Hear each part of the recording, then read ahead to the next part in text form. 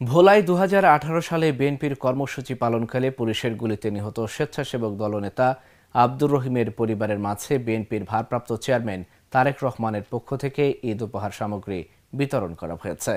মঙ্গলবার দুপুরে জেলা বিএনপির কার্যালয়ে বাংলাদেশ স্বেচ্ছাসেবক দল ভোলা জেলা শাখার আয়োজনে এই ঈদ সামগ্রী বিতরণ করা হয়।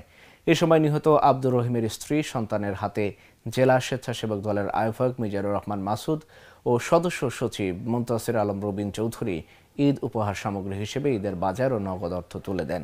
এ সময় প্রধান অতিথি ছিলেন জেলা বিএনপির আহ্বায়ক গোলাম নবী আলমগীর, বিশেষ অতিথি ছিলেন জেলা বিএনপির সদস্য সচিব রাইসুল আলম, স্বেচ্ছাসেবক দলের কেন্দ্রীয় কমিটির যুগ্ম সাধারণ সম্পাদক রফিকুল ইসলাম সহ অনেকে। এ সময় জেলা বিএনপি ও দলটির অঙ্গ সংগঠনের নেতাকর্মীরাও উপস্থিত ছিলেন। ফেসিবাদকে আবার ফিরতে দেওয়া যাবে না। ফেসিবাদ যখন আসবে, আওয়ামী লীগ তথা ফেসিবাদের যে চরিত্র, সেই ফেসিবাদ কিন্তু ফেসিবাদের চরিত্র থেকে বুঝতে পারবে না, সে যতই ভালো হোক।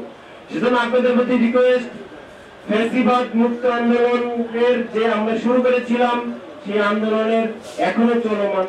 সে যতদিন পর্যন্ত একটা ফ্রি ফেয়ার ইলেকশন না হয়, ততদিন পর্যন্ত আপনারা আপনাদের সেই আগের আন্দোলনের মুডে থাকবে যে আমরা এখনো আন্দোলন করছি।